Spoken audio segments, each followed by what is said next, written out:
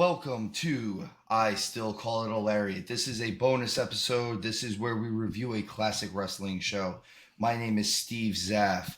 I am an army of one plus two. Along with me today is Mr. Showtime Michael Wright and S. Scarps Esquire. How you boys doing today? You know me, I'm living the dream. Some might call it a nightmare. Oh, wait, that's my side. It's fun. Everything's still good, boys. At least we're talking wrestling. So today we are going to review a Survivor Series 2002, the very first time they ever did the Elimination Chamber. There's a couple highs on here, a couple lows. Some of the things are good, some of the things are not. We'll get into all of that. Guys, overall, what did you think of the show? I really like the show. I think the beginning kind of starts out slow, and we'll get into the details of it, but it hits a really good stride, and I think it ends strong. Really love the setup with Bischoff. This is like some of Bischoff's best work in WWE. The fact that he created the Elimination Chamber first time around before you'd ever seen it before, it was kind of this menace. Love anything at Madison Square Garden. So overall, I thought the show was quality. Yeah, I mean, I got to be right there with you on that one, Mike. I rewatched it actually not long before this recording, and it just kind of hit so many marks. It made me feel like I did when I watched it, 22 years ago. It had action. It was, as far as the workers go, sold well. I really enjoyed it, man. So we'll get into the specifics as we go on, but overall, I thought it was an incredible show. I was really happy to rewatch it. Yeah, I'm with you guys on all that. I think this was the kind of the real end of the Attitude Era. I think we were leaning a little bit more into the Ruthless Aggression era at this point, but overall, I thought the show was great. To add in what Mr. Showtime said, I love MSG. I love Madison Square Garden, and I love that it's the old Madison Square Garden setup with the short walkway rather than the big stage that they built up at WrestleMania 20 not long after this, which was quite literally the reason why they stopped doing so many pay-per-views or any pay-per-views really at Madison Square Garden, was because they couldn't put their normal big stage walk down in there. They'd lose like 4,000 or 5,000 people every time they did it. So I do love that. It has so the show itself, let's just get right into it. Starts off, you get the cold open. I thought the cold open was good. Well produced, as I expect WWE cold opens to be. But I thought it was a little. I thought the initial cold open that they showed here was a little flat. Honestly, I thought it was good enough. I thought it didn't build the show as much as what I've seen since, and even kind of what I saw before built up shows. And I'm not taking away from the show. No matter what, if you at this time this was a true pay-per-view, so if you were watching this, you were watching the show. I just thought it wasn't as great, but again, I give anything slack when it's in Madison Square Garden. What do you think, Showtime, on that one? Just because, again, we were. You said this was probably, if not the first time you've seen it in a very, very long time. What did you think of the open? Like, I know I lean a little bit on the production quality sometimes, just because if you're going to entertain up and down, I thought just this one was just not quite there. Yeah, it was kind of unnoticeable, to be honest with you. Like, I kind of went through it, kind of forgot it immediately after watching it. Which is kind of where I'm at with it. Mm-hmm. It immediately goes into the first match, which the opening match on this is Bubba Ray and Spike Dudley, along with Jeff Hardy, versus 3 Minute Warning and Rico in a table elimination match. So for anyone listening who does not know who 3 Minute Warning is, because again, this is 22 years ago, and some of the people watching wrestling weren't alive then at this point. Sorry if that That's hurt. fair. Sorry if that hurt you as much as it hurt me, but it is also true. So 3 minute warning was Rosie and Jamal. Rosie is actually Roman Reigns' brother. It's his older brother. Um, Jamal went on to become Umaga, who unfortunately passed away untimely, and was kind of doing a lot of the stuff that Solo Sikoa was doing now, just a little bit more savage, not so street, but he was doing the Samoan Spike before Solo was. Um,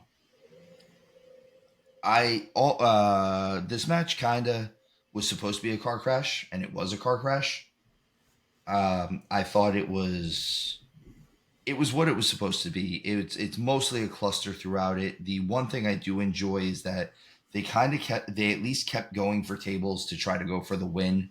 If the match is a ladder match or a table match, and you're not going for the reason to win, like what are we doing with the match? Like I don't care about you grabbing. I heard someone say the other day that these gimmick matches like this, a ladder match or a table match, it's just always assumed and always projected as automatically being no disqualification.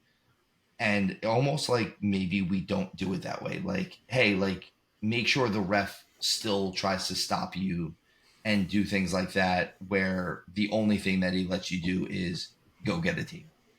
Allow the guy to be put through the table. That's the way to win. And I like that they kept doing that. Showtime, what do you think about this match? I know this isn't usually your cup of tea. Yeah, it's not my style of match, but it hit all the nostalgia buttons for me, which I love because I'm a big Dudley fan. I absolutely love seeing Spike get thrown around, and that was checked off here. I liked 3 minute warning. I think they were great. There was like I'm a big fan of 4 of the 6 members of this match. So never been a big Jeff Hardy fan. His just style of just high risk for high risk sake is just not been my thing. Though the elimination he does in the walkway was cool. It was a cool spot. But overall, the match it was fine. It was what it was. It was an okay opening to it. The teams kind of seemed smashed together, specifically Jeff with Bubba and Spike. Like they're usually against each other in this moment, and I don't fully remember exactly why they were teaming up at the time. I know that Devon was on the other brand, which is why he wasn't available for it, but it seemed like I'm going to bring on my enemy to take on my enemies. It just kind of, I don't know. Anything you throw Jeff in there, I'm just like, all right. One of the things I've never been a huge Jeff Hardy fan myself. I get where his appeal comes in. One of the things that I did put in my notes is, at least at this point, he's still young enough and he's still healthy enough to do his Jeff Hardy stuff. Mm-hmm. And also I equate some of this to who they were wrestling again, who they were working with.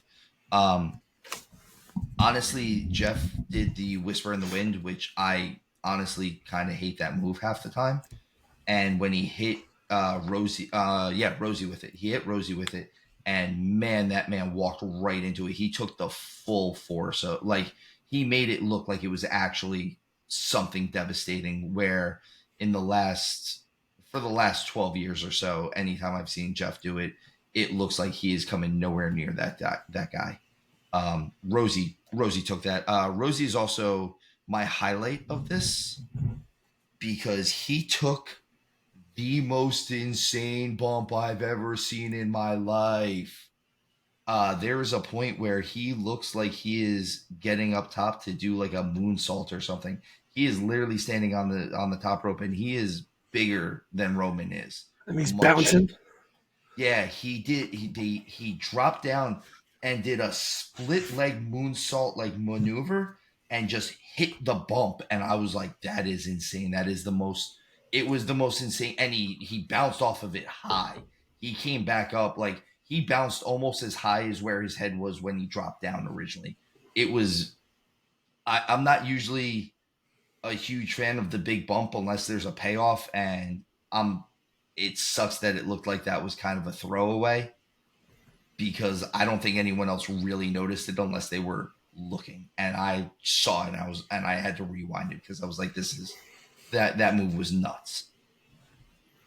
Um, like I said, all around, I think you're right, Mike. I think this hit the nostalgia feels, which I know nostalgia always gets Scarps over there as well.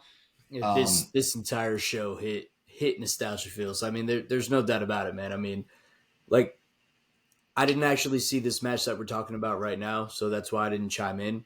But from everything here on after, I mean, I was in the feels the whole way, dude. It was a throwback for sure and a good one.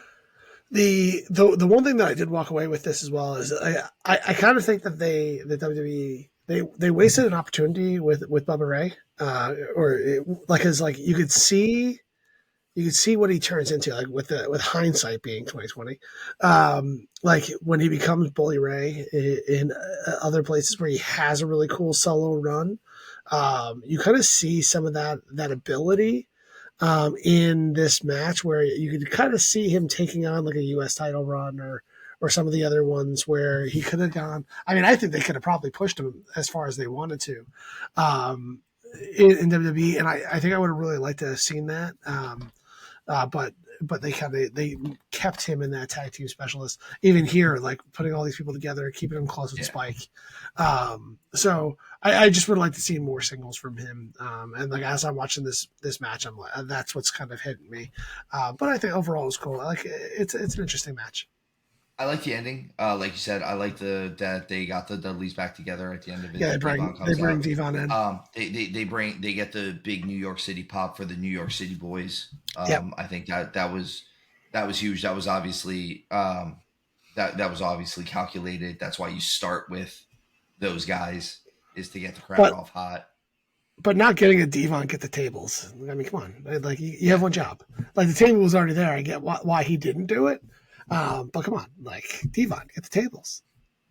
To touch on what you said, Mike, about Bubba's single run, I think a lot of it was also at the time the top of the card was pretty congested at that point. Sure, I don't disagree with that. It's just because, again, hindsight's 2020, right? Yeah, because don't forget at the time. Like let's just talk about the people that are in the main event of this show. We're looking at the Triple H's, the Shawn Michaels, Chris Jericho, RVD, Booker T, and Kane. They're already in that main event picture. We're about a year or two away from getting Cena hot. Maybe 3 years tops, but we're about to get Cena hot. We've got Angle, who's hot. We've got Big Show. We've got Lesnar. There's just a lot of people at the top of the card, and I feel like it was hard to push him in there unless there was people like the people who ended up even ascending to the top of the card that weren't on the top of the card at this point. It felt a little bit more organic where I do agree with you. I think Bubba should have been pushed harder. I think I think it became, well, we don't need the Dudleys until we need them, and now we're gonna break them back out. It's the same same like four horsemen mentality. The second segment is with Stacy Keibler at the World in New York City, which at one point was also called WWF New York. Me and Mr. Showtime over there have been to the place while it was still WWF New York. It was kind of cool. It was definitely a different take on things. I think it ended up just being not enough of a draw for how much New York City pricing was even back then.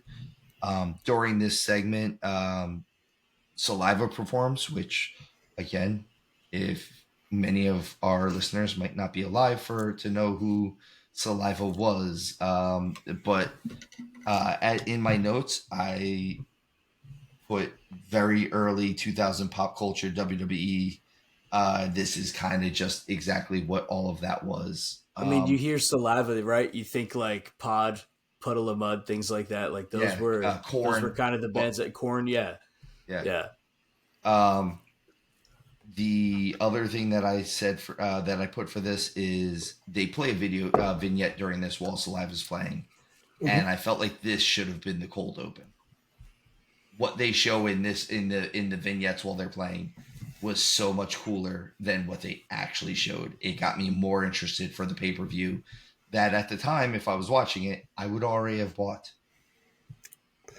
This was also the time where they were dropping all the different CDs. That was kind of really big. For those that don't know, CDs are little discs that held music, and so like those were really cool at the time. I will say the line of the night happens in this segment when Stacy says that she's surrounded by a throng of testicles. Really, really made me laugh. I had to listen to that a couple times. Just like, just killed me in the moment. Mike, Really to touch hit you right upon where you that should be. though, like when you were saying about CDs being like CDs were huge then, yeah, but didn't like the WWE or just wrestling in general see a huge push in like CD sales? Because I remember Yeah, there were actual like Yeah, albums with the yeah, superstars tracks on them. WWF the music and all the different ones. and Yeah, that's what I meant. Yeah, because they used to sell them a lot, and like, I mean, I had one. I'm but sure it still came out of do. like nowhere though. Yeah, and they had like long versions of all the entrance musics.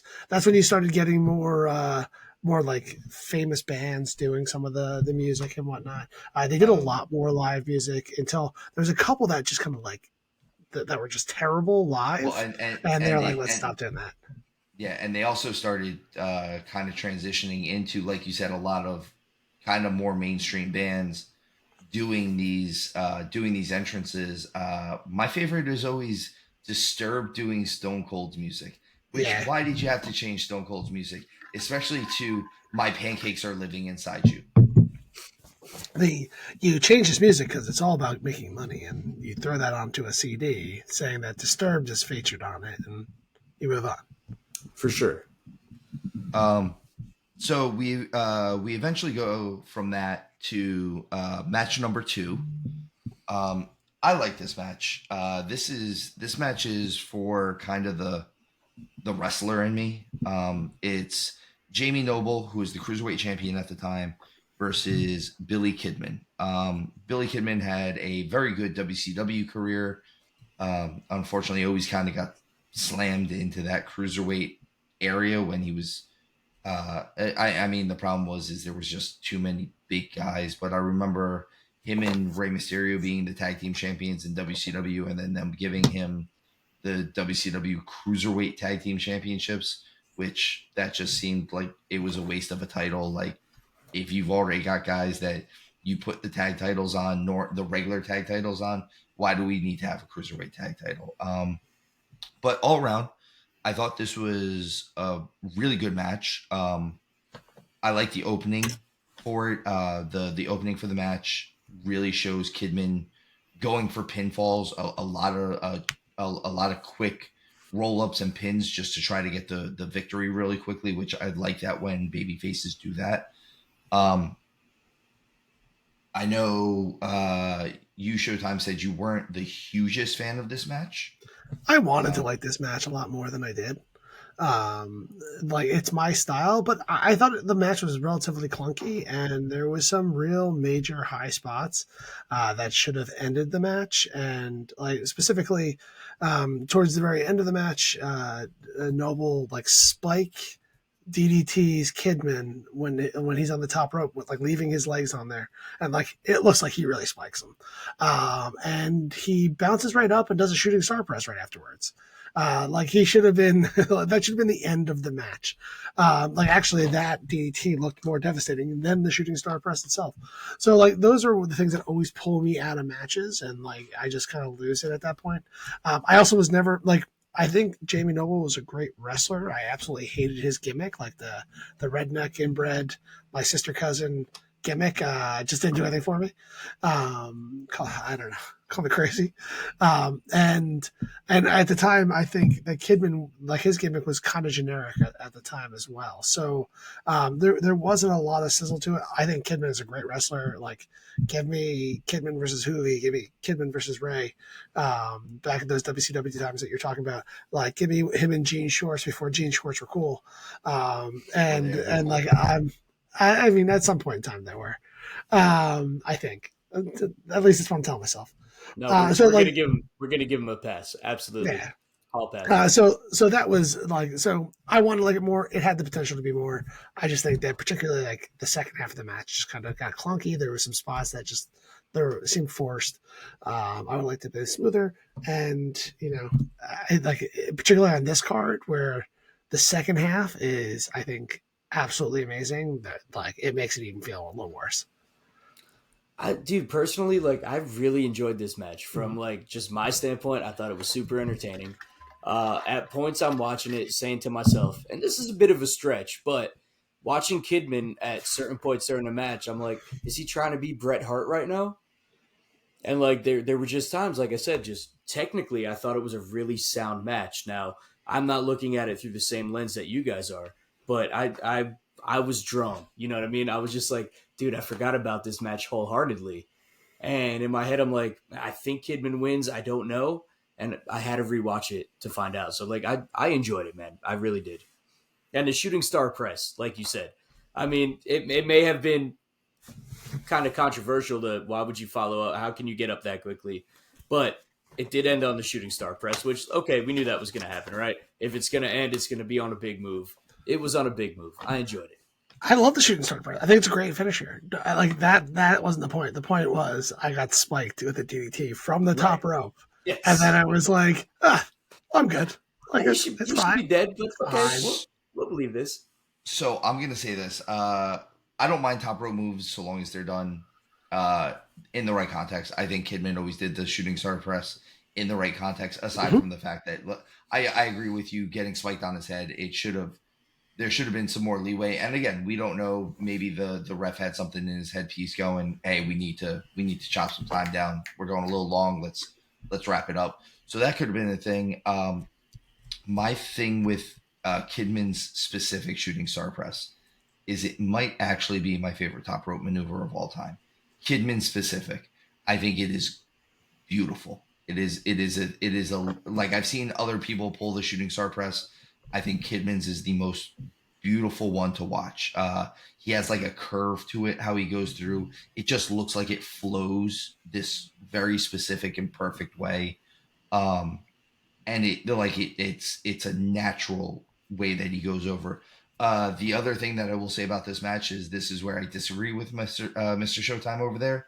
This match had the line of my night, and that was Taz on commentary with Jamie Noble lining up to do a tope suicida, and he goes, Noble's got something up his sleeves, but he has no shirt, so he has no sleeves. Yes, he did, in fact.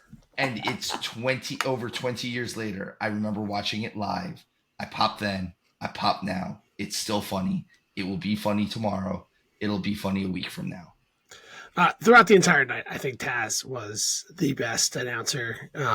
Like he was awesome. Like this was like Taz at the top of his game.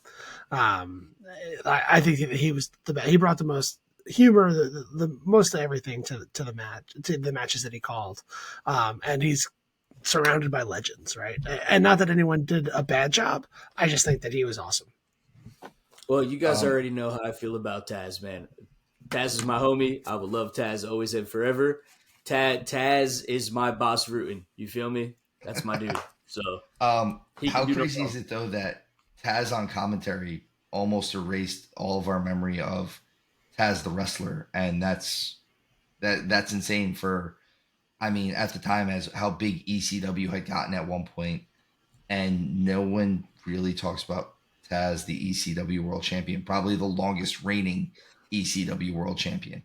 That's because he got completely buried in WWE. Like it's one of like the worst buries I've ever seen. Like because he could have come into the WWE and made some waves, and Politics. Politics and Meanwhile, I'm over here saying that speaks volumes to what he did for commentary, right? And as a commentator.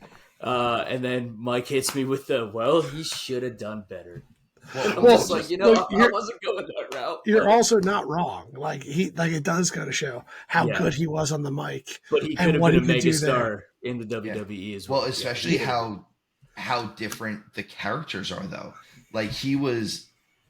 One of the things that I've always heard Paul Heyman say is we didn't present Taz or Chris Benoit as a 5'9" badass. We just presented him as a badass. Yeah. There is nothing badass about commentary Taz. Nothing whatsoever. Except for those orange sunglasses. Yeah. He's just an absolute, he's a walking gaff, dude. Everything he says is gold. It's just so good. And when he wants to be kind of the straight man in the situation, he knows the names of these moves. He knows what these are really called. He knows both the pro wrestling version and the judo version because he is a black belt in judo. That's how he came. That's how he got it. Not to mention his amateur wrestling background on top of the judo. He was the human suplex machine. He was all of those things. And then he became the funniest commentator that WWE had seen in quite literally the last 20 years. He's probably the funniest commentator since Bobby Heenan. So did I ever tell you guys about my amateur background? You got to pay extra for that. It's fine. Well, for another session. Oh, I digress. All right. So immediately after going to that, we get a backstage segment with Chris Benoit and Kurt Angle. I thought this was primetime Benoit and Angle. This was exactly what we expect from their characters. Benoit being the intense, rabid Wolverine that we've been presented for the last 10 years. And Angle quite possibly being the most dangerous man on this entire planet and just full on leaning into comedy. I mean, he was talking to him like it was Leave It to Beaver. You know what I mean? Yeah. He's like, come on, buddy. No, tag partners don't shake hands. They hug, buddy. Come on. Dude, I was dying watching the entire thing. When they panned around and they showed Angle's face during the hug and he said, come on, let's get tough. I lost it. and Benoit's face, bro, was just and he only had no facial expression. Dead stare, dude. Deadpan. I love the dynamic between the two of these guys. This was like particularly the match that they were building towards, where you have the Los Guerreros, you have Edge and Ray, and then you have Kurt and Benoit. This angle was so good. Putting these guys, this one that I would love to see them resurface, having two people be complete polar opposites, be tag team champions because they're that good, and then just absolutely hate each other at the same moment in time.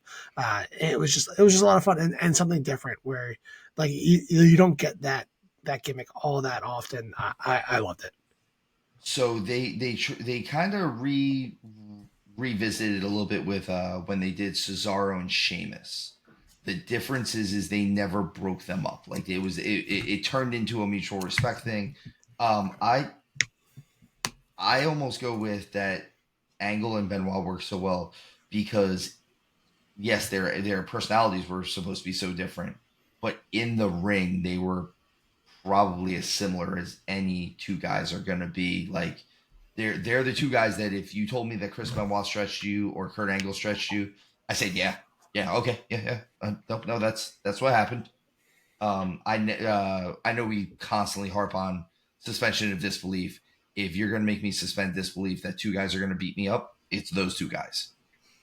100%. And those guys are wrestlers, bro. Okay. Yeah. There's no other term to put. Those boys are absolute, were absolute. Say it how you say it, but absolute wrestlers, man. I mean, from head to toe. There was no getting around them, and they were going to put you on the floor, and it was probably going to be wrapped around your waist, and you're flying off your feet. They were incredible. Exactly. Okay, I know we are moving through at a nice speed right now. I think the next bit was a segment backstage with Victoria looking into a mirror, acting crazy. This was her gimmick. Um, I I didn't love all of this. It's a little out of my wheelhouse for everything. I liked that they kind of kept her being a little crazy, but they eventually toned it down. And I think she really came into, again, going back to mainstream bands or popular music at the time. It was weird, but it almost seemed like Victoria didn't get to a point where everyone just accepted her until they used that song by Tattoo, the Tatu, all the things they said, all the things they said. It all of a sudden like it just turned on for her. Like it sounded like crazy music, but at least it wasn't just like instrumental crazy. Um, but just in general, Victoria, I thought this led directly into match three, which is a hardcore women's world title match. Um, I wrote on this one. I feel like I understood where they were going with this. I don't think it was a bad match. I just I don't I felt like we went too far into gimmicks. There were too many gimmick matches on this card. We have 6 total matches. 3 of them are either gimmicks or they're some sort of elimination match. But isn't that the point of Survivor Series? Like they always So kind of did that, right? so I like the elimination. I don't. It seems like there was too much gimmick on this show. You started the show off with a gimmick match. Then match 3 is immediately a gimmick match. Your main event is a gimmick match. It's a lot of gimmick. Respectfully, Steve, shut your filthy mouth, okay? Yeah, I agree. So, dude, I loved it. I thought it was a great match. First of all, Trish Stratus, international treasure. Okay, so shut up. Victoria as well. That's true. Come on, it was a fun match, man. There were some crazy things. They ended with a clothesline or with a suplex. I did love the fact that they ended it with a suplex, but there were some crazy things that happened, didn't it? Right? At some point, it looked like they were just looking for things. Like, should I keep hitting him with this like Kempo stick, or should I use this Oscar the Grouch can lid? We didn't know at certain points. Having said that, they put the work in for that match, and it was enjoyable. And again, if I may say, Trish Stratus is an international treasure. So you shut your filthy mouth. Steve. I think he's just biased. Here's the thing: as far as hardcore matches go, and women's hardcore matches, I thought it was good. I just it was a night of car crashes, and at some point, I would like. I think that's why I kind of liked the Kidman Noble match a little bit better. Was it gave me a break from the car crash. So that's probably just where I was at in it. Like I said, I don't think it was a bad match. I just think there was too many hardcore gimmicks on this match, which was kind of a trend for WWE at the time in general. Yeah, this match was fine for me. I mean, everyone loves Trish, right? This is the gimmick that you run when you face against Trish, right? Like, I feel like this is not the first or last time that she had a crazy person following her around. So the match was fine. I enjoyed watching it. It had some good spots here and there.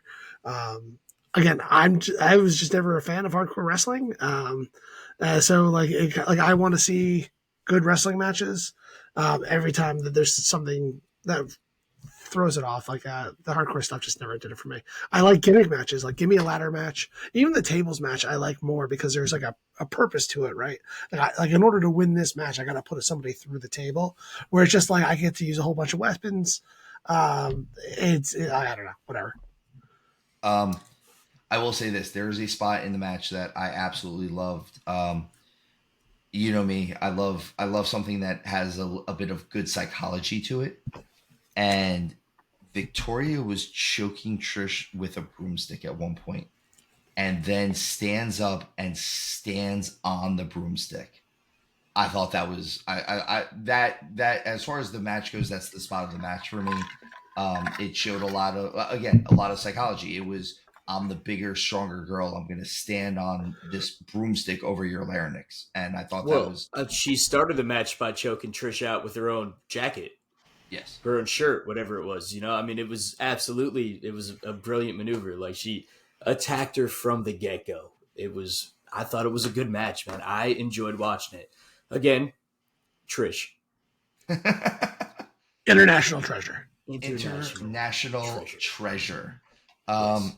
All right, guys. The next segment is Eric Bischoff doing a backstage interview talking about his creation, which is the Elimination Chamber that we will see later. We have still not actually. We've kind of seen it a little bit, but it's still hanging above the ring at this point. And Big Show interrupts him because he was traded from Raw to SmackDown, and basically tells Bischoff that he'll regret doing that. Just wait until what happens afterwards. I think Bischoff's doing good work here. Like you said, Showtime, I think he does. I think him and Vince working together at this point made more sense than bringing them in to work against each other.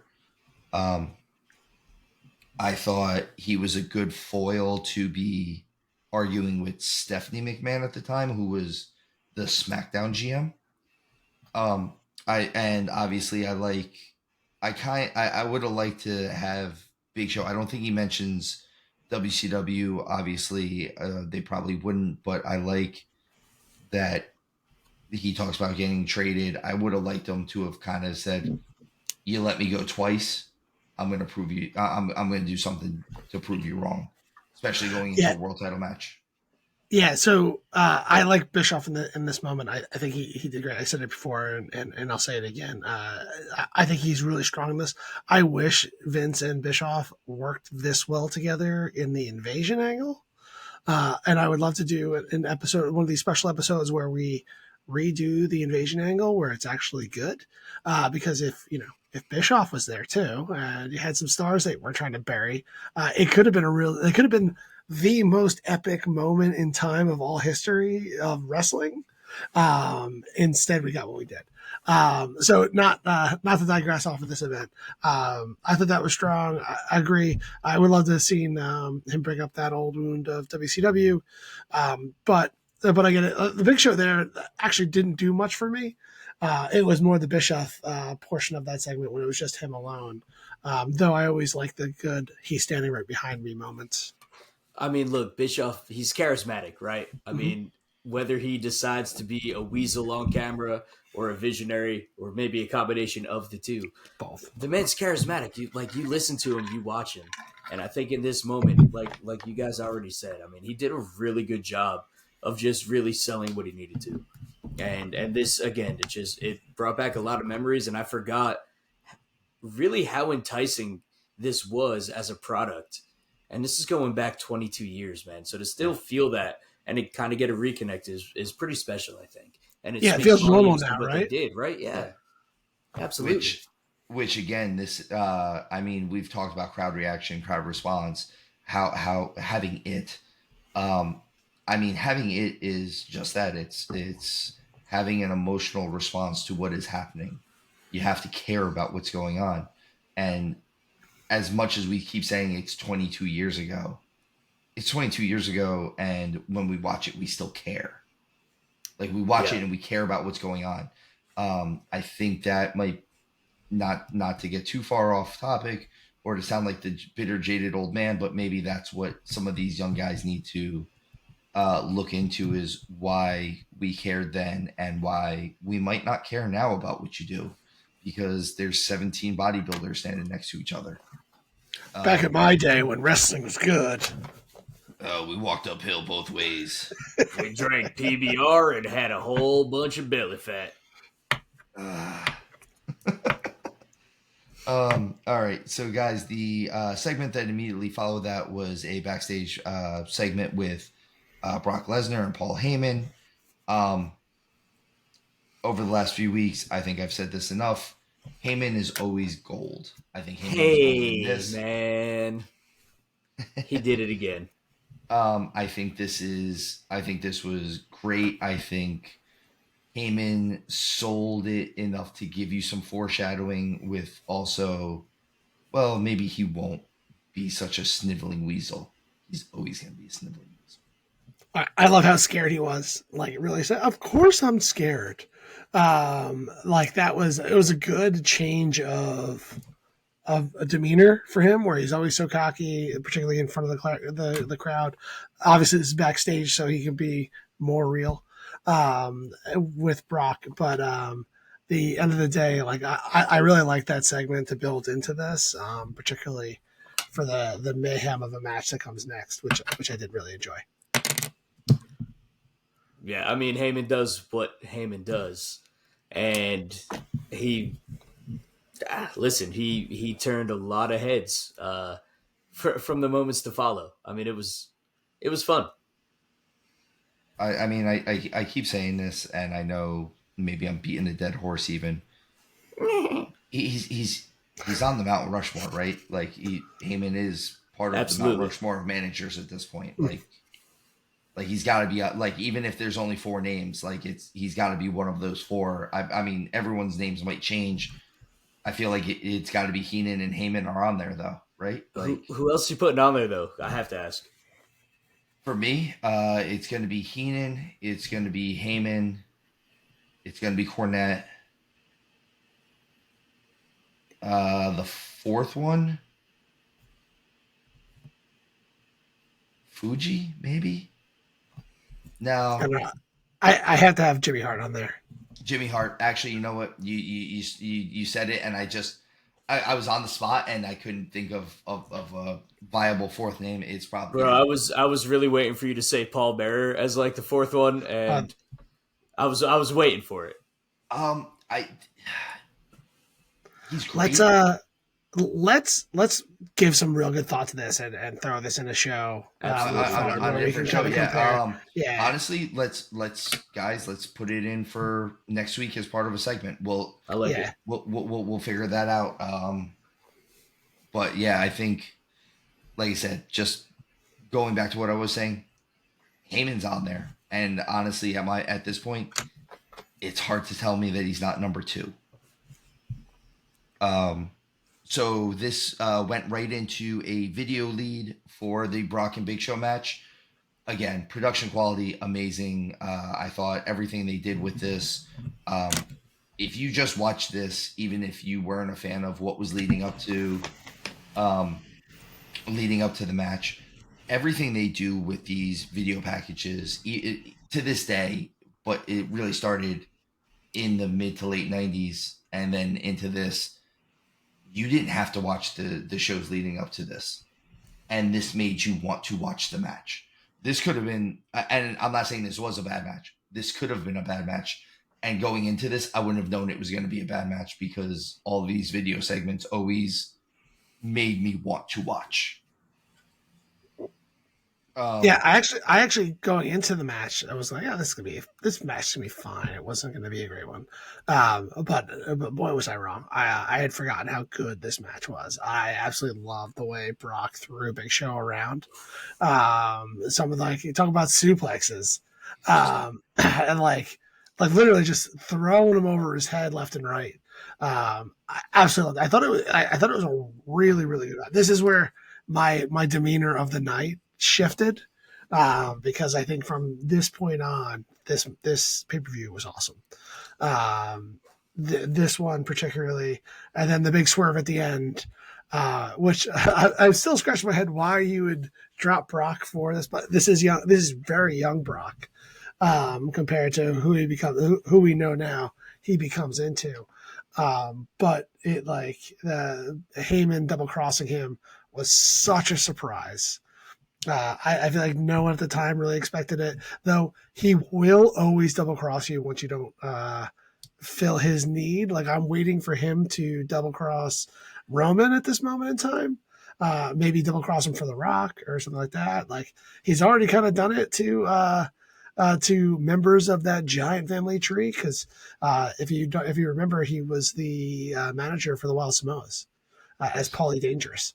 And so like, I don't know if he double crossed them or that. I haven't looked back at that, but he's already managed people and left them later on. So in this family, so It was just wild though, man. Because what Brock hit him with the F5, right? He hits Big Show with the F5, and then he's got him covered up, and that's when, like you said, Mike, like boom, double cross happens. Everybody's sitting there like, what did we just watch? What happened? Because at their Big Show has no business getting up from that, right? There's no way he's kicking out of that. Not going to happen. And then boom, tables turned. It was insane, insanity in the arena too, in the garden. Well, I should say. and it started just with him being able to lift him up for the F5 Multiple times for other moves too. I mean, God. He just makes the rest of us seem like lesser men at this point. There's real wrestling in this match, right? Like we were talking earlier about the thing about today's wrestling that I'm not all that happy about is they kind of took the wrestling out. Like most matches are a bunch of punches and kicks that go into big spots later on. This one had real wrestling in it, and they really do get into that early on. And for two big men to be the ones that kind of pull that out, I think is even more impressive because usually they rely more on just high impact moves, but this also goes into the actual wrestling high impact moves. So to get into your this was a wrestling match. I like how they start off the match. One, it's with a lockup. I'm always a fan of a wrestling match starting off with a wrestling hold. Mm-hmm. But they used the lockup as an intimidation spot for each other to see who could push each other around while locked together. Again, if we're going to do the big bull match, the bulls are going to lock horns. Let's try to see who's really going to push each other around. And I thought this match was good. I thought it was really good. I thought it was better than I thought it was going to be originally, better than I remember it being. I think when Heyman turns on Brock and Brock looks at him, Heyman's facials are amazing. They really are. He goes from being so happy that he did this to being so scared that now he's looking at Brock Lesnar, and it's this perfect he just jumps, and everything just changes on him at that point, and you're seeing everything, and it's so good, so good. And then the runaway into the limo because they just pulled off they took off. They took off, bro. As soon as they got into that limo, they were gone. The worst part about this match was the Big Show's terrible handlebar mustache. I don't know if I remembered about that, but that thing was that was rough. Possibly him wearing the jeans too. All right. Let's see. Immediately after that match, we get a video package. This leads into our 3-team tag team match. I thought the video package was great on this. Again, I'm never gonna bash their video packages. I think this one really showed either team cohesiveness between the teams or in Angle and Benoit's part that they were just not getting along. Showtime, what'd you think on this one?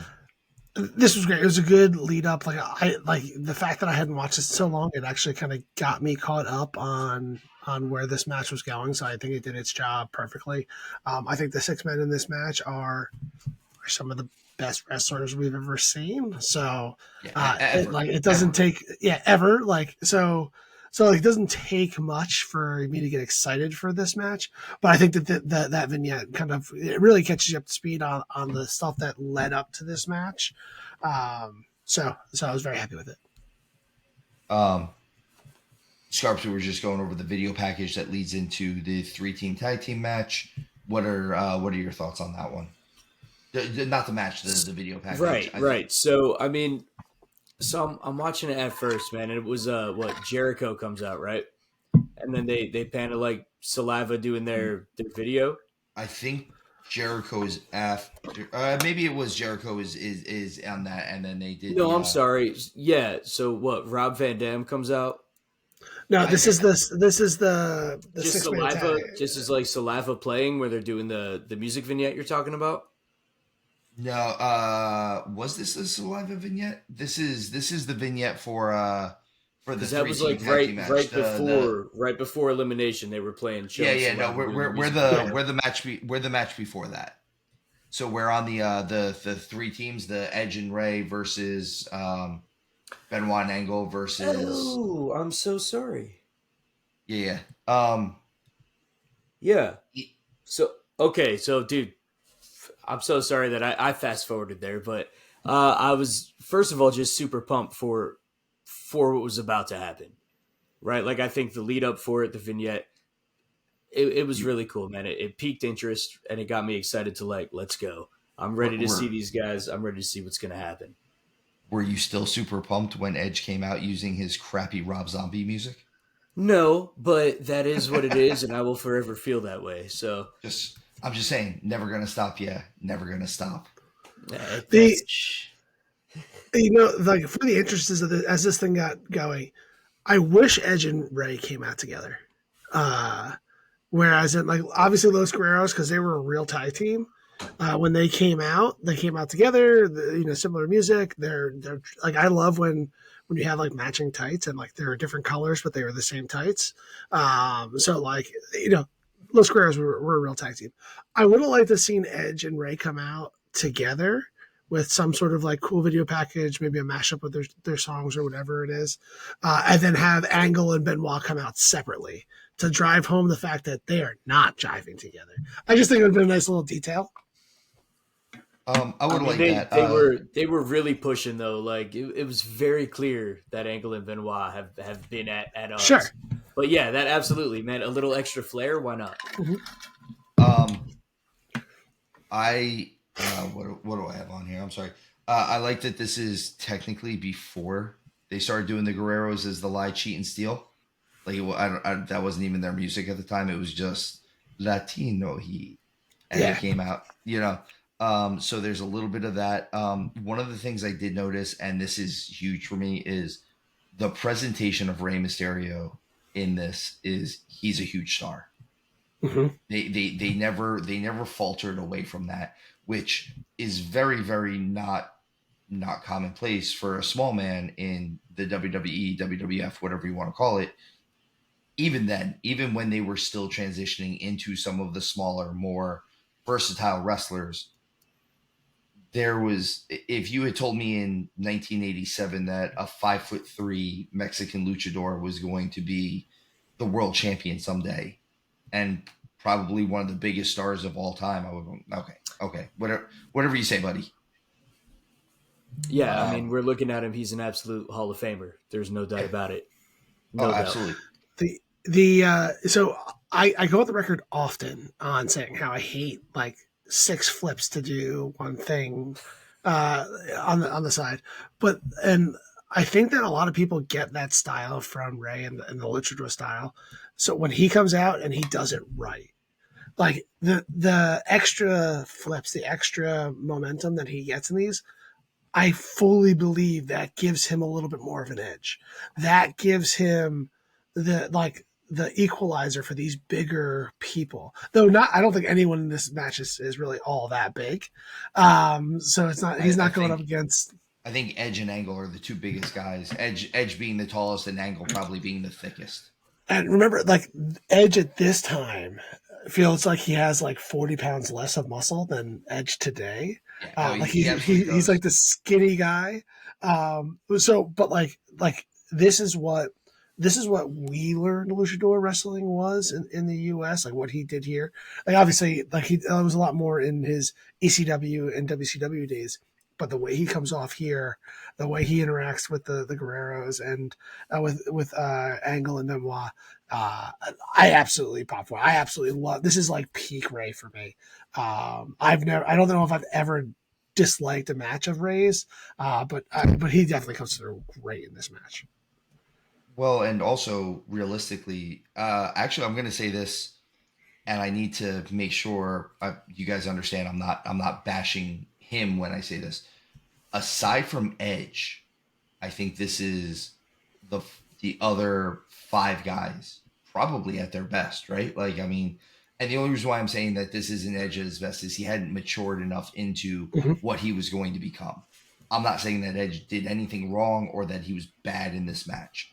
What I'm saying is the other five guys are so far into their game at this point that it's like Angle like was a sponge and just was a prodigy in pro wrestling. He was clearly wrestling less time than Edge was at this point, but he was just Kurt Angle. Like he did what he did. Benoit, this is just before he went into his runs to get the world title. Ray was getting set up for this, which unfortunately it stinks to say it is that a little of his push probably did come from Eddie passing away. But I mean, even Chavo looked so good in this match, just Yeah. so amazingly good. His drop kick looked so beautiful in this match. It just looked clean. The one thing I will say, Wait, before you move on from Chavo, I actually was a little disappointed that he didn't get more time to do like his drop kick was amazing. It was more Eddie than I wanted Chavo. more Chavo. Yeah. I wanted more Chavo. Like he was the one that brings the belt in. He Yeah. like I actually was while I was watching this match, I was expecting him to get the win because he really didn't do much throughout it. He was just like there was I know there's so many people here. But like that is like I wanted to see him have a little bit more of a spotlight because if you actually look at this match to kind of echo what you're saying there, Steve, uh, Angle's the only main eventer in this match at this point in time. yeah, Like Angle has main evented in the past, no one else really has. yeah, I was gonna say And he's this been is world the champion by this point. yeah, and like Chavo never becomes a main eventer, but like the youngest guy in this match is Edge, and that's why he kind of feels. That's why I understand what you're saying. It's no disrespect for him. He just this is right before Eddie and Benoit go over the edge, and when they really do hit that stride where they become world champions, because when they become main eventers, even though they've always had the skill, but this is at that precipice of when they're about to go over Yeah, and really convince everybody. And then Ray is right behind them in that. Kurt has already been there, and Edge is kind of breaking free from the Edge and Christian moment where he is becoming more of a single star, where it's like, first I'm going to transition you to have a different tag partner, and then you can go and be a singles person. yeah. He just like you said, he's the youngest guy here, and he feels like the youngest guy here. Mm-hmm. And again, I'm not saying that in a disrespectful way. It's just where he was in the world at that point. I will say this: as good as Rey Mysterio is and has always been and always will be, did y'all happen to catch the botch? Yeah. Yeah, it was rough. I thought it was a good cover up. I thought Eddie was in there with them, so I'm not surprised. I don't know if I caught it, to be honest. So there was a point in the match they went to do something, and I'm sure it's something they've done before. And I think this is why Ray actually changed up his boots after this, and maybe went to wrestling shoes with kick pad. I think he switched up after this overall, but he went. He was running at Eddie. Eddie went to do the high push up, and he was supposed to go over him and land on the top rope and probably hit him with like a moonsault or do that like backflip DDT that they've always been famous for. And Ray's foot just completely slipped off the top rope, and he came down, and he came down hard. And Eddie just instinctually turned around and started putting a boot to him. Like they didn't even go to try to do the move again, like a lot of people would have done. He just started beating on him, and I was like, okay, good cover up. Another nice thing that I saw. Wait a second, Steve. So I'm not surprised, Scarps, that you missed it. Like to echo what Steve's saying here, because it almost looked like it was supposed to be that way. Like the way Eddie threw him, he was supposed to kind of hit off the ropes and hit the ground, and Eddie was on him so quickly that you wouldn't have expected another move was supposed to be there. So I'm not surprised that you missed that one there. But it was like, and maybe it was supposed to be kind of like that. But he does kind of miss that rope. Like he was trying to do the sit down, bounce off the ropes. Yeah. And kind of just like slips off that, and and hits the ground hard. Well, dude, I thought Eddie and Chavo, man, had a phenomenal match as far as actual chemistry goes. We already know, yeah, they're tag Well, partners, right? they were the real tag team here, right? Yeah, but I They're mean, the they real were tag team and their so family. clean. Yeah, they're family. They've grew up together. They're an actual tag team, but they just, I mean, they essentially finished each other's sentences that entire match. And again, like you said, Mike, I mean, Eddie got more spotlight. Chavo, we all would have loved to see him do a little bit more, but I thought they worked so well together in this match. One of the things I really like too, you saw it a bit in the beginning of the match. Um, Kurt Angle, who is so clearly the best mat-based wrestler in this match, easily. There's. It's not a question. When you win a gold medal in the Olympics and 2 national championships in the NCAA, you're the best mat-based wrestler there. But he started off the match being the bumping heel, and I loved it. It was just he did it so good, and like even I think he gets a tag from Benoit at one point, but he's bumping into the tag, and he just looks. He's got this, 3,000-mile stare and all that. Um, Another cool point from the match, and I would love for a team, Daniel Bryan and Cesaro type team or I'm sorry, Claudio Castagnoli and Bryan Danielson. I'm sorry, I need to call them by their current names. To probably bring this move back when Angle and Benoit hit the ankle lock crossface combo. Like it was one of those times where I was like, oh, we're gonna see a tag team submission move, and this is gonna work. Like someone's about to get eliminated. Like Yeah, iconic. it was so cool. It's one of those things where I put in my notes here. I would love to see this comeback. I also love the original reversals for the first hot tag that Ray gets to Edge. It's just little things like that I love seeing. Um, Again, the heel ending to the match, it could have been a little cleaner at the end, but it was so good. I thought the Eddie slip up was actually even worse than the Ray slip up. He went to get pushed in to be set up for the 619, and you can see that his foot just gets caught on the mat or something like that, and he goes throat first into the rope, and it looks rough. I did see But again, that. another good cover up, but from Edge this Oh, yeah. time, where Edge kind of just swung him around and put him on the opposite side of the ring, where Yeah. Ray just kind of came around. Speaking of details, the way the Guerreros started this match by being the one that did all of the pushing and the boasting in the ring, like really getting everybody worked up, and the first ones to leave to Yep. get out of that ring to let them beat each other up. When Angle went over to tag Eddie or Chavo and they both dropped down to refuse the tag, where like that is what makes these guys great performers of really jumping in there and being yeah, they started the fight and then they were the first out of the ring. Yeah. And then don't tag, I don't want to be in there. And then when they do get tagged, like, oh, that wasn't supposed to be me. I don't want to be in this ring right now. I don't want to get in. That is just top notch. Like just top notch. Like it makes the match and like, in my opinion, and then let the other guys get their moment in time. I love the way Angle and Benoit get eliminated. Like adding to them going in there and then just like clearing house and just really hurting everybody and finally going to the back and letting an actual tag match break out because instead of there being 3 teams, there's only 2 teams for the final one.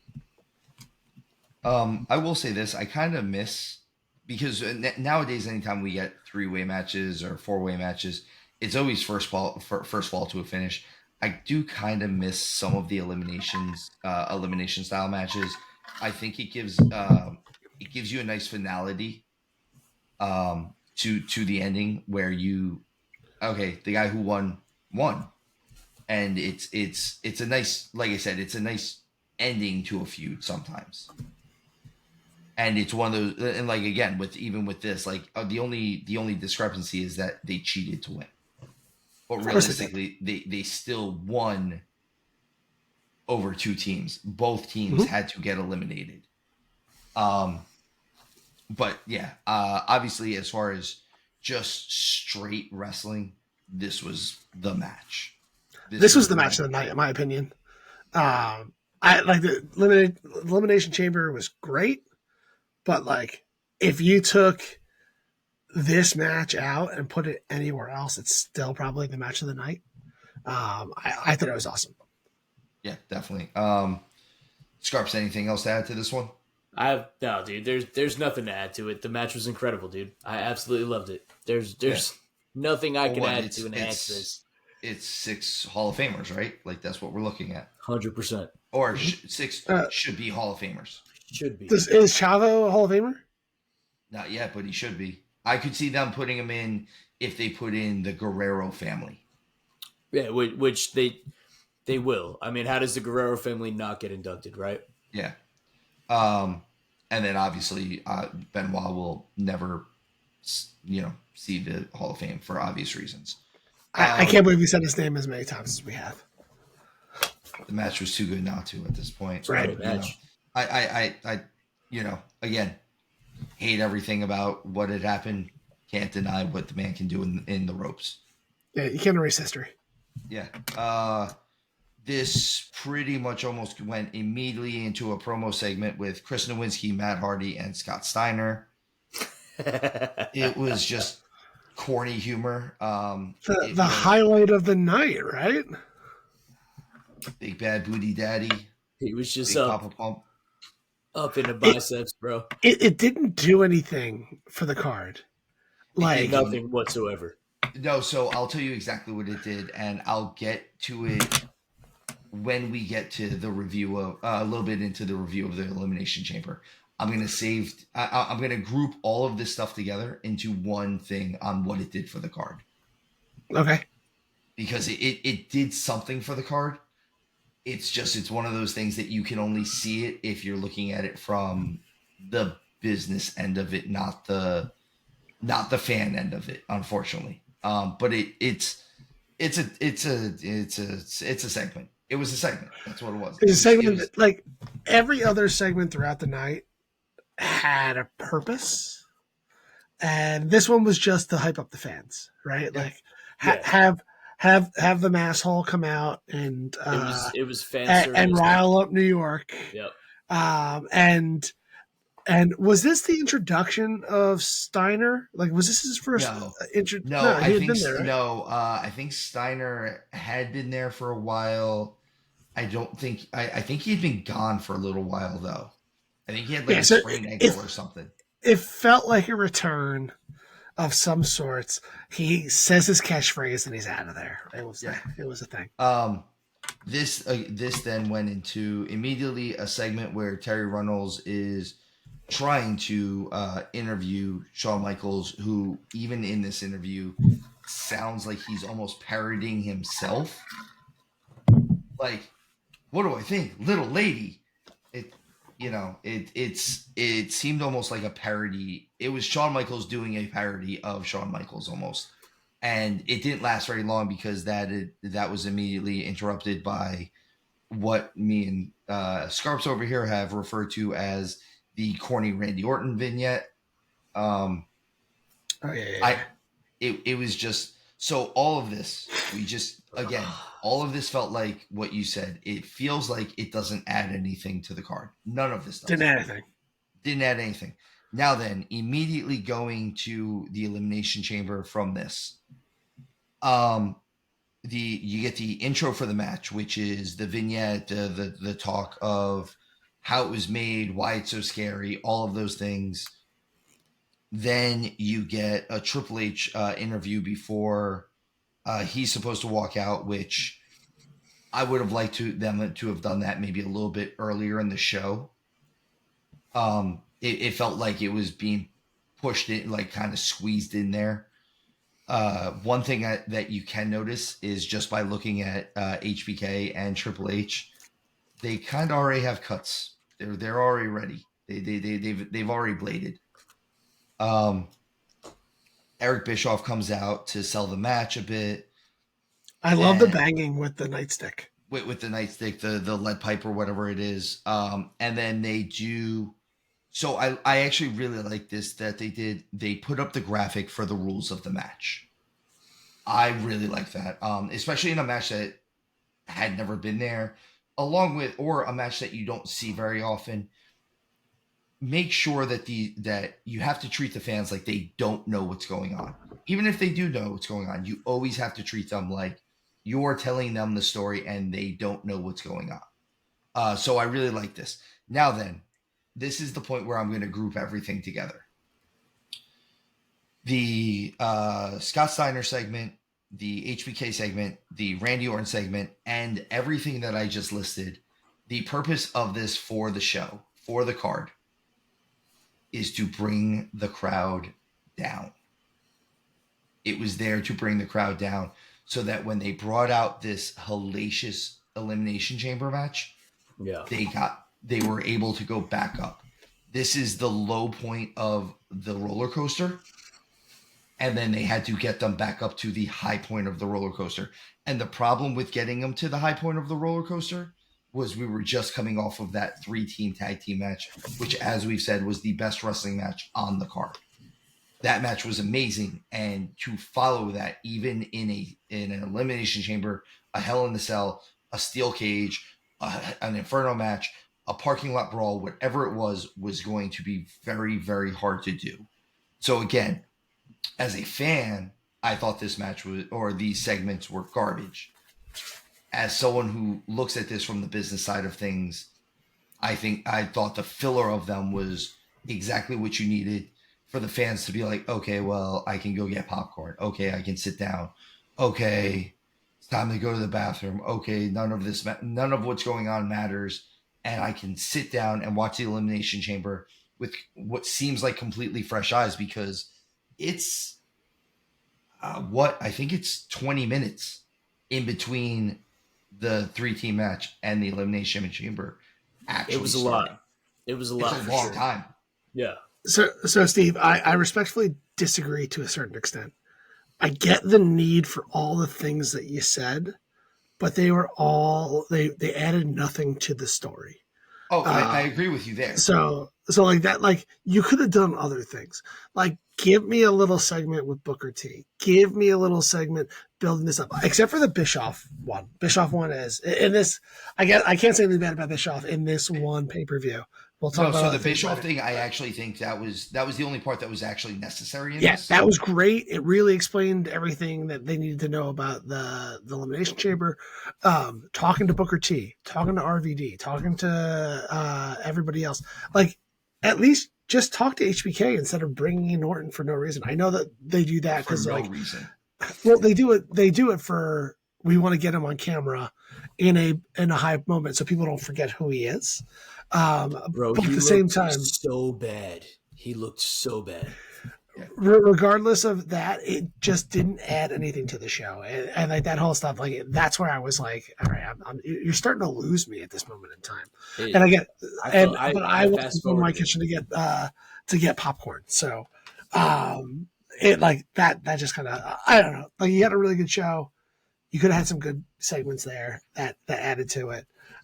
You could have had Brock catching up to Heyman and Big Show, and that would have been great as a connected stuff.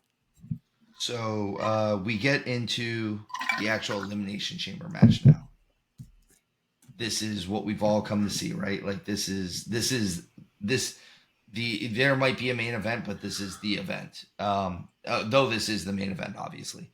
I just want to point out this is probably going to be the most unpopular opinion that I put out there. This is my favorite version of Kane. I like that he's able to talk here. I like that he's still a monster. I like the gear that he's wearing at this point. I like the shorter fingerless glove. I think that looks. It made sure that he didn't have to fiddle around with it as much as he did with other things. It's again, this is a personal opinion. I like this Kane. I like that he was able to talk, and he was actually able to talk. So the only thing I don't like about it is it kind of kills all of the other gimmick before this of him not being able to. I hate that I have to agree with you here. I want to disagree with you right now. This is my favorite mask of his. It's definitely my favorite mask. In this match itself, he's way over in my opinion. Like he went in there and he crushed everyone. It takes 3 consecutive finisher moves to put him down. And they had to do that in that moment or he's walking out the champion. Yeah. So like I absolutely love the way they set him up. Like he's way over for me, more over than RVD, Booker T, maybe even Jericho. I know they're pushing Jericho hard at this point in time. HBK and Triple H look awesome in this match. So I can't go that far, but like Kane is looking good. Although the one thing I do disagree with you on, Steve, is I don't think it takes away everything from that happened before of the non-talking Kane, because it all just progressed that he was just a lunatic the whole time. So the fact that he wasn't burned is because he's a crazy dude. Because he couldn't talk was because he's a psychopath. Like no matter what, like the main thread here is that he's a maniac. Yeah, he really upset me though, man. Like, all right, you get 3 consecutive choke slams, right? You don't try to pin one of them. I mean, it was like the huge mark for Kane, but like you got to follow up in that moment, right? That's the only thing I'm one of those people who thinks you should always go for the win, even if you're the heel. I mean, and he wasn't the heel. That's the other thing is, I think you needed to have somebody going for pins, going for wins. I will agree with you. I think Jericho was way over at this point as well. I actually think this is again. I know I said this about the guys in the 3-team match too. I think this might be the best Jericho we get. This is just after he was the undisputed champion. This is he's gotten to the main event. He hasn't quite reinvented himself as like the Hannibal Lecter Jericho yet. I think this was one of the best versions of Chris Jericho that we've ever gotten. And I mean, altogether, I think he played his character great, but this was the best in ring that we ever got him at as well. This was like the perfect storm of what Chris Jericho was or would become. Well, this match has 6 world champions in it, right? Every single one of these guys ultimately one of win them has the been title. a world champion, and a couple of them in a couple different places. Yeah, like RVD does it in 2 places. Everybody does it in 2 places, but Kane and Triple H and Shawn Michaels didn't even leave the Fed. Yes. So like this I don't know, you had so much talent in this match, and I think everyone shined. Like even the beginning, I thought that Booker T and Rob Van Dam, when they get eliminated, it kind of made them look a little weak, except for the stuff they did ahead of time was like they had a really good moment within the match to start. Like they really shined in the beginning, and I actually really like the way they eliminate RVD. On purpose or not, I don't know if he actually blows out his knee, but I believed it. I think he really did blow out his knee, because I think this was just before they did the ECW One Night Stand, and if you remember, Mike, we watched it at your house originally, and that was he wasn't on the show wrestling because he like tore his ACL or something like that. Him taking that high risk spot and getting hurt in the Elimination Chamber just drives home how dangerous this match really is. I think it did a really good job for it. He didn't need to go up that high, but he's RVD, so he obviously did. So like that, these windows are a little skinny, and none of us are. Our RVD's always that high, man. Well, Mike, I was going to ask you about that actually earlier when you were talking about not necessarily Rey Mysterio, because you believe Mysterio when he sells the momentum with the extra moves, the somersaults and things like that. So I was actually going to ask earlier, like, how do you feel about RVD when he does it? Because there were times when I see him do it, and I'm like, did you have to, buddy? He has a couple of them that like you don't need, like when he does like the triple handspring to the back elbow. I think it does and it doesn't. I was always a big RVD fan back from the ECW time frames. Super fun to watch. So like he probably gets the most pass from me than anybody else. Okay. But his moves a lot of times are more high risk, high reward than unnecessary motion to do something. So like, and that's where there's a big difference to me in that sentence, where like he didn't need to go all the way up that high to put away the person. That was a bad wrestling decision, but believable in that match where he's the high spot guy that I feel like I have to go up and do this and end this match this way. And then it backfiring in this dangerous cage, I think really tells a story. It really gives you, like, it sucks you in. Like, I'm getting the goosebumps now. So like that was, I thought was great. And then I think, does Kane eliminate Booker T with the choke slam? And then Jericho pins him. Yeah. Which is kind of what I would have liked to have seen more of. Like, I know you couldn't in that moment, but when he was choke slamming everybody, I would have loved like someone just walking around cleaning up the mess where Kane wasn't. I think you guys were being unfair to Kane with that because he's surrounded by three people. They're kind of targeting him, and he's choke slamming one after another simultaneously, and then looks over to tombstone somebody and actually go for the pin, which backfires on him, and then he gets 3 consecutive finisher moves and eliminated.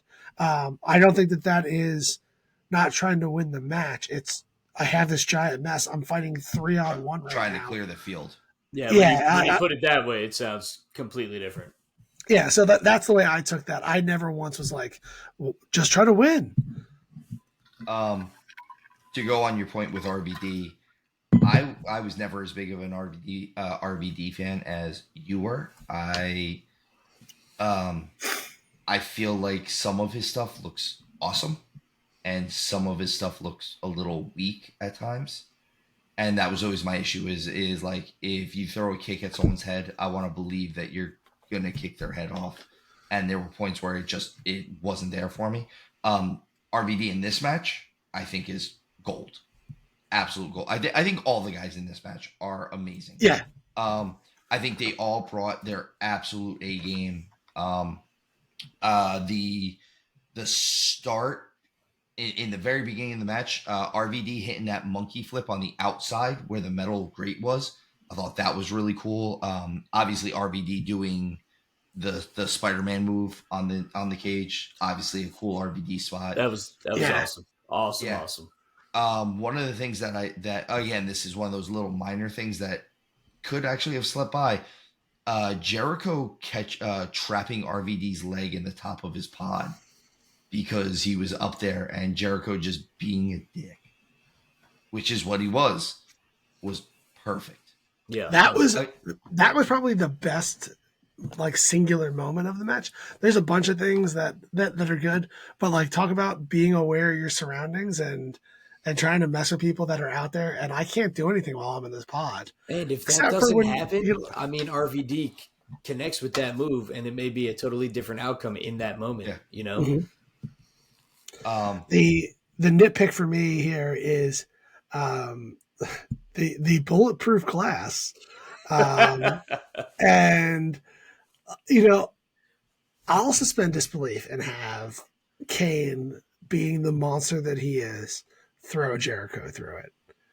But then when Triple H does it to HBK later on in the match, I literally just laughed when I was watching it. I lulled for the kids out there. So, yeah, I mean, it's clearly plexiglass. It's just plexiglass. Like, there's no bullets being stopped by that stuff.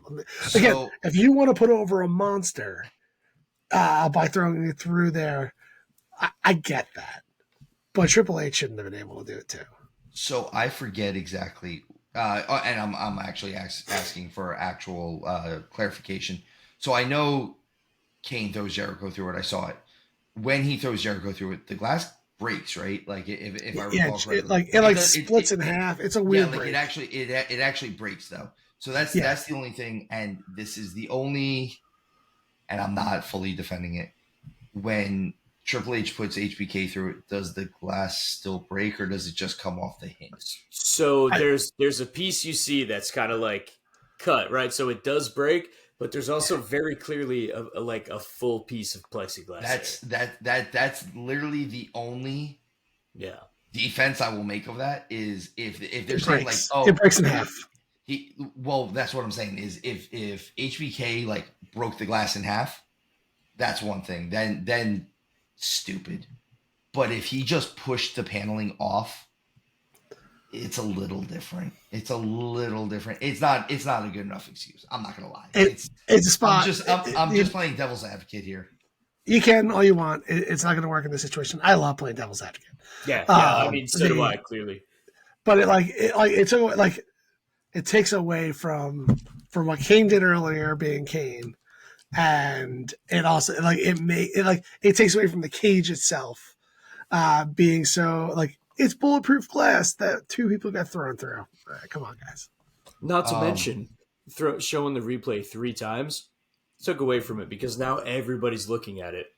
Yeah. And then that's all you see at that point. You can't unsee this unbroken panel of plexiglass or bulletproof glass. Bulletproof. It's bulletproof. I put down that this is that with the countdowns with it, it gives it a very like Royal Rumble feel to it. So like it was cool to see the guys still come in and get their quick like 30 to 60 seconds worth of like just heat and spots, get their shine in. One of the things I did notice in that match too is when Jericho gets in there and now the heels can double team RVD. Did anyone else realize how awkwardly he was just getting bounced off those chains? Like there's a point where he doesn't hit the chain. He hits the steel rod. Yeah. And if you look, it's like just behind his shoulder. It's not like in the center of his back where he's really. It happened to him twice, man. I saw twice where he bounced right off it. Yeah. Yeah, I think it actually happens 3 times. And I'm like, oh. The other one is, and Mike will get this a little bit more just because he's heard me say it. There was a lot of big arms in this match. I'm a big believer that when something really, really hurts in pro wrestling, you do big arms. And it hurt this much. Yeah, like it hurt this much. You see it a lot from Shawn in this one. And you see a lot from Shawn Michaels in this one where he's notorious for doing big arms. And he does it a lot in this match. Like every time he gets like backdropped onto like the steel grate, like it's just like he's just trapped this way. And I was like, well, there's a lot of that going on. He arches his back and puts his hands forward. You know, he's like, yeah. Oh. Yeah, like it's almost like T-Rex arms, but big T-Rex. It's almost T-Rex, yeah.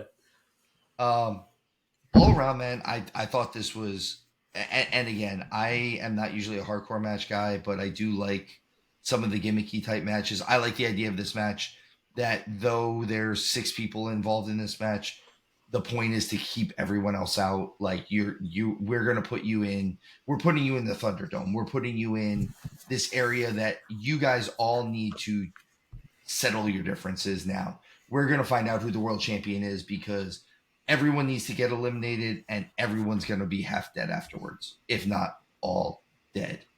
So I like a good gimmick match, like I said before, when it makes sense. Like the weapons matches get me because it's just like, oh, so now I can hit you with sticks. The like tables match where like it has a point. I absolutely love ladder matches. The Hell in a Cell kind of cage matches. Those things are cool because they're different. This one, I think this was like one of the best innovations we had seen in a long time in a match. Yeah. Like it really did change the cage in a huge way. Allows you to bring in way more talent without it being a sloppy mess. Like if you would have had 6 people in the ring the whole time, I argue you need to add another ring. Like, so like with this, the way this one was set up, it allows you to get everyone in, showcase what they do, eliminate people and still leave them looking strong. Have that suspense of who's going to be next.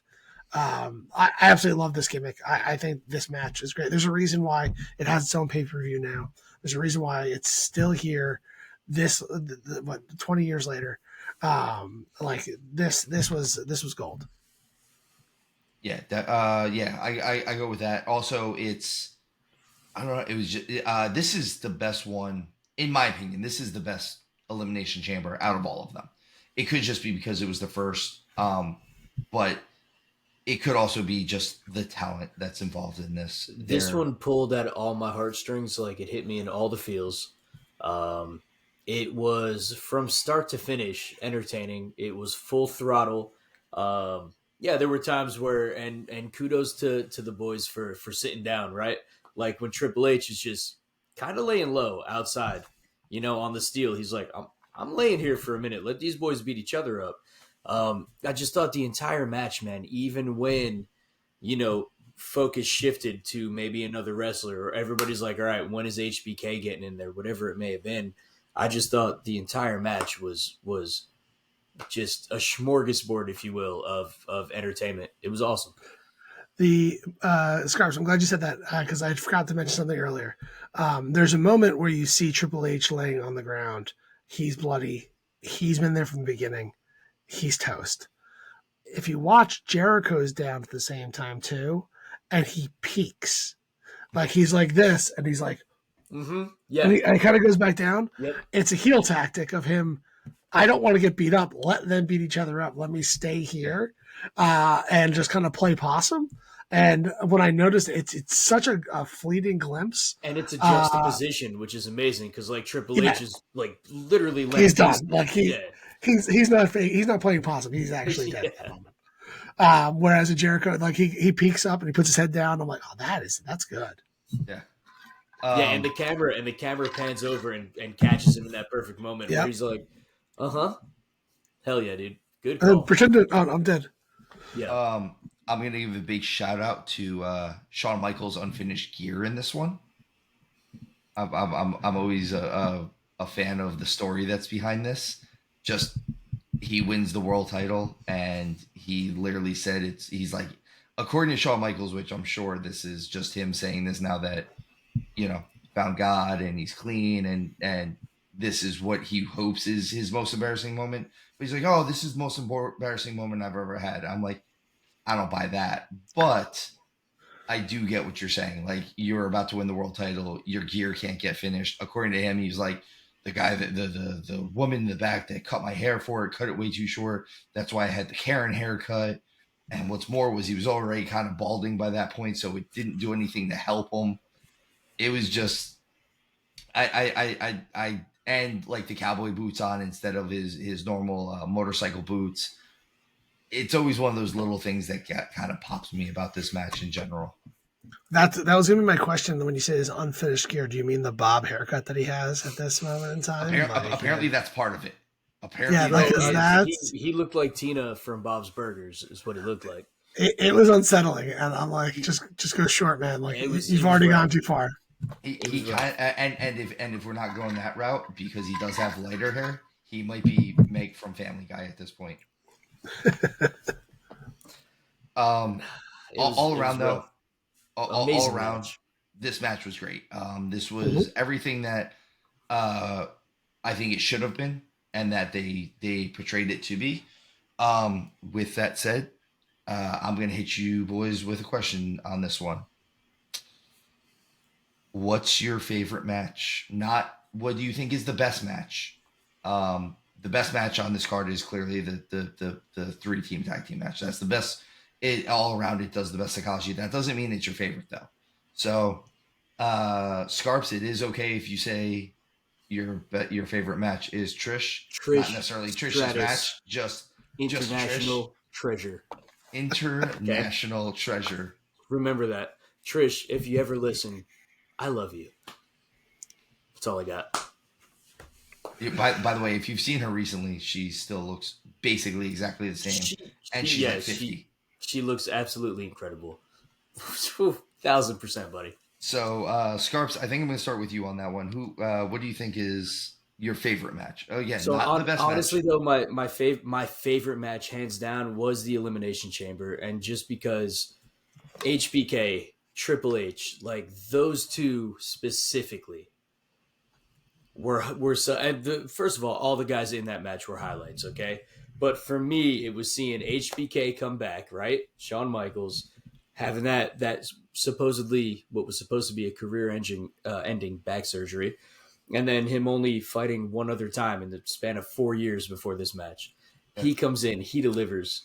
And like as we were BSing earlier before we started to record, I thought Sean really sold his spots, his bumps, right? The match, him getting hit. I felt he performed really well in this. I mean, some of it was like over the top where he looked like Gumby, but it had you excited. Like, oh, is he going to take this next hit? Is it going to put him on the canvas? What's Triple H going to do? That match for me was so cool, man. RVD did some killer stuff in that. Kane, which we talked about, absolutely. And then, I mean, dude, it was just a good match. I loved it. All right. And Showtime? Yeah, so I don't disagree with anything Scarf says. That Elimination Chamber match was awesome, but it's the triple threat elimination tag match. Like, that match was awesome. It had all the story. It had all the spots that you wanted. It was a good. You had 6 guys in that match, and it still was a great match. It wasn't just a cluster. Now, looking at the names that are on this, I understand why it is, but that match was absolutely awesome. Like, everyone got their playoff in that one. And in all honesty, I think I actually liked the Big Show Brock match better than the Elimination Chamber match too, because I really liked that match for 2 big guys. Again, like, I'm probably lying there. The Elimination Chamber match is definitely better. I probably liked it more, but not I feel like no one's going to call out that match. I could be wrong, but that match had the best twist of the night. Like, it was the one that surprised me the most on how good it was. So, like, I want to just give that like a honorable mention in there. But the triple threat elimination tag match was really cool. I think the only way that match could have been better is if the elimination was you had to pin both people. Like, if you could had to really get it down to it, like almost like the original 6-man, that might have been too much, and it would have gone on for too long for the night. You probably would have had to cut one of the matches in order to make that work. But I would have been happy to give up the cruiserweight match to do that. Sorry, I would have given up the Trish Stratus match as well. International treasure. She is. I'm not arguing that. Absolute treasure. But I think that literally the back half of this show was awesome. So I'm gonna go with Scarps on this one. Not because I think that the other matches weren't good. I'm gonna come at it again. I think this is my job to be the business side of things. So the match, the draw of the night was the Elimination Chamber, and it delivered. And that's not taking anything away from the 3-way tag match or Brock or kind of any other match on the card. Realistically, I don't think we got. Honestly, the worst match I think on the card was the opener. I didn't really like the tables match all that much, but again, I'm not a huge fan of some of the people that are in there, and just in general, it was just it seemed a little clustery. Elimination Chamber delivered on everything it was supposed to deliver on. We got 6 bona fide Hall of Famers in that match. We got amazing spots and memories. It's what the business should be built on. If you're going to do this type of match, make sure it means something, and it damn sure meant something. It's the first and only Shawn Michaels world title since he came back. That's huge. It's not his only world title match, but it's the only time, and it's the only time he's held the big gold. So it gives on that. And don't get me wrong, the 3-way tag matches, it is the best wrestling match. This is still the event. You asked what my favorite was, and I stand by because I just thought that match was so much fun. And you put that that's the on thing any is, card, it's still the best match. and I agree, and I totally agree with that. I think that match stands the test of time. We all just said it's 22 years later, and we still think it's the best wrestling match. Yeah, Mhm. I mean, I pretty just think fantastic. like you And said, one I thing to think add just to my what you said favorite before, is just the chamber. I just like the chamber. and I will say the Big Gold is the best title belt of all times. Specifically the original Big Gold. So cool. Before we leave, little tidbit of trivia: the original Big Gold title actually only had 3 nameplates ever. One of which was obviously Flair because the belt was made for him. One of which was Sting, which not a lot of people realize it, so they made the actual like bejeweled same type of nameplate. And I believe the third one is it's either Dusty or Ricky Steamboat. But it's the only time that they made the original nameplates were only for those guys. And when it wouldn't be Flair, I think the belt still kind of said Flair. Just always have that on there. It's a Flair branded Yeah, belt. it's Yeah. got to at this point. Like, you're not wearing enough flair, okay? All right, guys. I had a lot of fun watching this one. I had a lot of fun This is great. going over it. Can't wait for. I'm going to assume that next month is either going to be something involving Sting because of his last match, or something involving Mania because we're going to be leading into it. We'll decide that then. As I said, we'll delve into Mount Rushmore's on a different date.